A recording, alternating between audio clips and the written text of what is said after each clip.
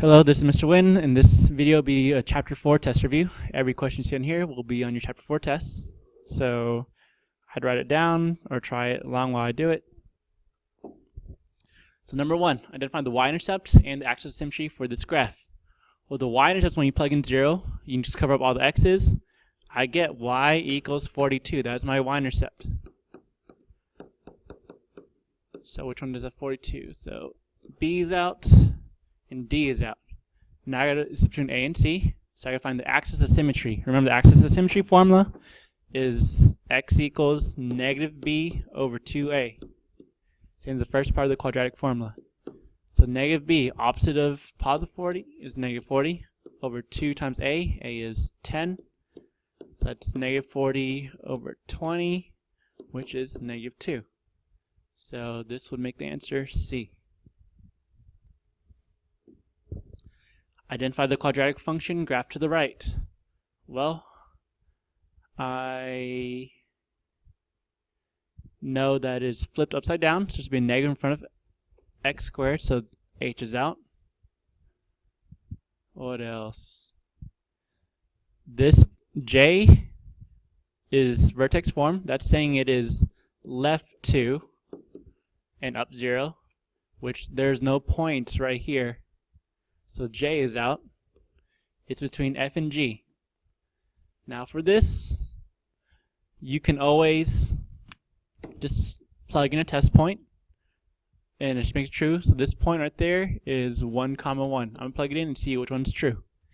If I plug in for F, negative 1 squared minus 2 times 1, and my point,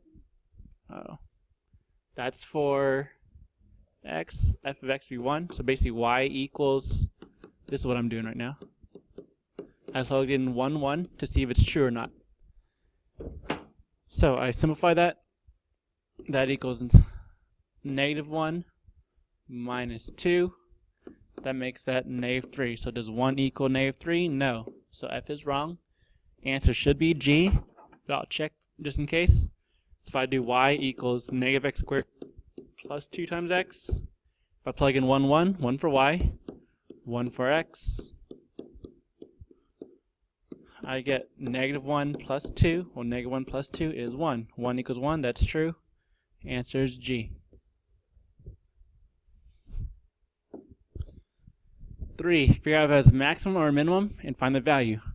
Well, A is positive, so it's a regular U. All regular U's have a bottom point called a minimum.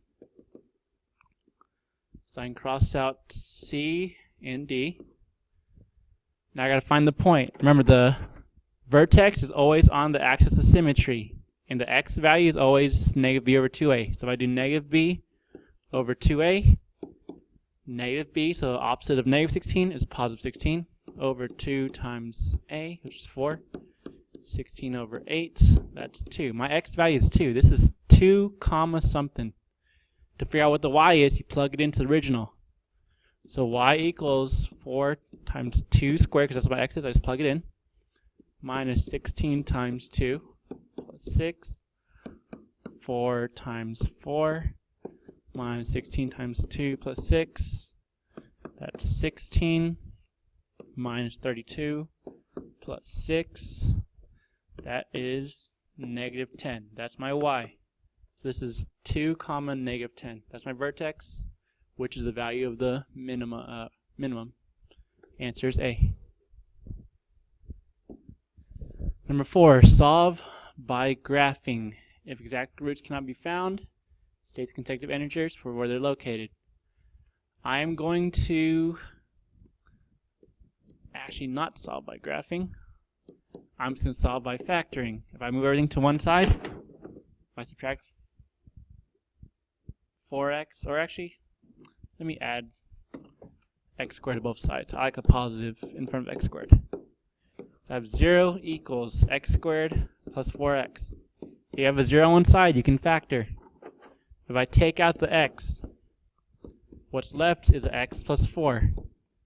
I can now do the 0 product property. You have 2 things multiplied and they equal 0, at least one that must be 0. So set each factor equal to 0. Well, I don't have to do anything for the first one. X equals 0 is one root or factor or answer, x-intercept solution. Here I subtract 4, I get negative 4. That's my other root, x-intercept solution 0. So they're my two answers. So I have 0 and negative 4. Alright. Solve by factoring. For factoring, you need to have a 0 on one side. So if I subtract 18 on both sides, I get this.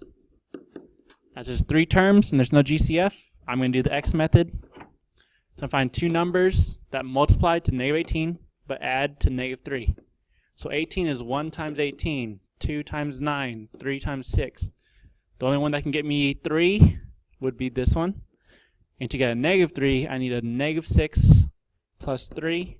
And negative 6 times positive 3 does give me negative 18. So this problem turns into x minus 6 times x plus 3 equals 0. 0 product property, set each factor equal to 0. And then solve each one. So for the left one, I just add 6. There's my first root, or x-intercept. On the second one, I subtract 3. There's my second answer. So the answers are negative 3 and 6. That is D. Right, which quadratic equation has the roots negative 2 and 1/5? So remember, roots, use them to make factors. Factors are the opposite of roots. So we have y equals, since the root is negative 2, the factor is x plus 2. Because if we set that equals 0, we get x equals negative 2. And the other one, since the root is positive 1/5, I'm going to write minus 1/5. It's the opposite when it's inside next to x. Now you can't have fractions. So this denominator is going to move to the front of x. So I'm going to rewrite this as x plus 2 and 5x minus 1. Now that's not an answer choice, so I have to distribute or do FOIL to find the answer. So remember, the first time times both of these, so x times 5x is 5x squared. X times negative 1 is negative 1x. This times both of those, it's positive 10x, negative 2. Combine like terms. So the middle things with x's combined, so negative 1x plus 10x is positive 9x. That 2's there. So that's the answer. That is G. Positive 5, positive 9, negative 2. Alright. Number 7. Simplify. So here's our problem. So remember, the parentheses do not matter unless there's a number in front or a negative sign. So this first parentheses does not matter. I just take it away. Now the second one has a negative 1 in front. Because there's a negative sign, I need to distribute this to both. So negative 1 times negative 8 is positive 8. Negative 1 times positive 4i is negative 4i. Just combine like terms. So the numbers go together. Positive 4, positive 8 make positive 12. Negative 12i, negative 4i make negative 16i. That's my answer there. 12 minus 16i, that is C. Alright, simplify. Now we're not adding or subtracting them, this time we're multiplying them. So you do FOIL, distributing. So this first thing times both of these. 4 times 7, 28. 4 times positive 3i is positive 12i. Negative 2i times 7 is negative 14i. Negative 2i times positive 3i gives me negative 6i squared. Now combine like terms. So the middle i's go together. So positive 12i minus 14i makes negative 2i. And that negative 6i squared, remember you cannot have I with an exponent. So I squared turns into negative 1. So again, do some more math. So that's really 28 minus 2i plus 6, because that's negative 6 times negative 1. Combine the numbers together. So positive 28, positive 6 make positive 34 minus 2i. That is the answer. Solve by using square root property. So the square root property is if you can get a single letter on a side with inside a square exponent, then you can square root both sides. Well, this left side is a perfect square. If I square root 9x squared, I get 3x squared, or 3x.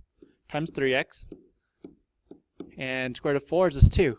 Now it's the middle is minus times, so it's minus 2, minus 2. So this is the same thing as saying 3x minus 2 squared equals 49. Now let's see if that was one of the answers. That is this, D. Alright, now if I wanted to go on, if I want to finish it, I then square root both sides. The left side just turns to this, we'll lose the parentheses and the exponent. In the right side, you have to have plus or minus 9. So that wasn't up there. And if I wanted to finish it more, I'd add 2 to both sides. Now put it in front. And then I'd do 2 cases. Or then you could divide by 3 as well. So if it helps you, I'll do like this. Divide by 3, divide by 3. Those are my answers. X equals 2 plus or minus 9 all over 3. If I do the 2 cases, I have a 2 plus 9 divided by 3 and a 2 minus 9 divided by 3.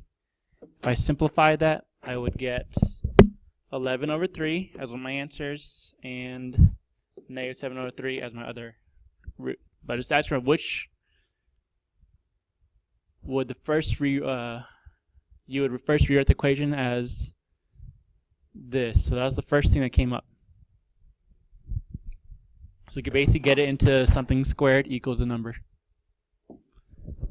Alright, find the value C that makes this a perfect square. This is basically just asking the magic number. So you do B divided by 2, then you square that. So B is just negative 9 divided by 2, and you square that. Well, you square top and bottom, that is 81 over 4, and it's positive because negative times negative is positive. So that is F.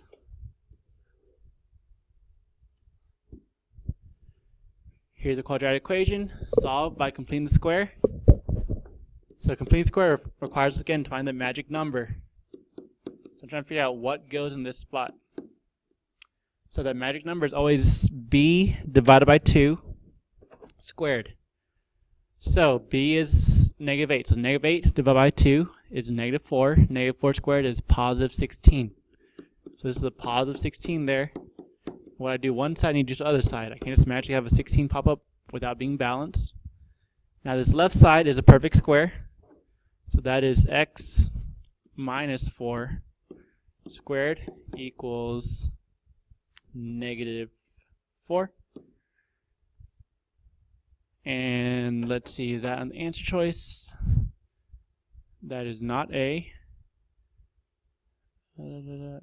I don't see anything up there yet.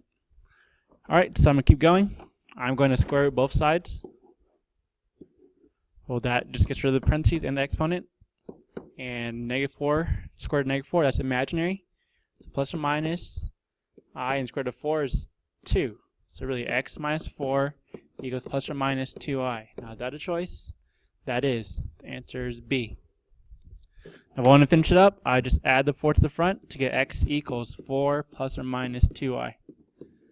4 plus 2i is an answer, 4 minus 2i is an answer. Alright, solve by using quadratic formula. We need a 0 on one side. And let's go. Label A, B, and C. A is 3, B is negative 5, C equals 1. The quadratic formula was negative b plus or minus square root b squared minus 4ac all over 2a. I just got to plug it in. So opposite of b, so instead of negative 5 is positive 5 plus or minus square root negative 5 squared minus 4 times a times c all over 2 times a. Do the inside of the parentheses, or square root first. So negative 5 squared is 25. 25 minus 4 times 3 times 1 is 12. 25 minus 12 is 13, and the bottom is 6. Here's my answer, because I can't break down 13. So 5 plus or minus square root of 13 over 6. 13, figure out what type of roots there are. You just want to do discriminant, basically square root of b squared minus 4ac. So I'm going to do negative 7 squared minus 4 times 2 times 9. 49 minus 72. That's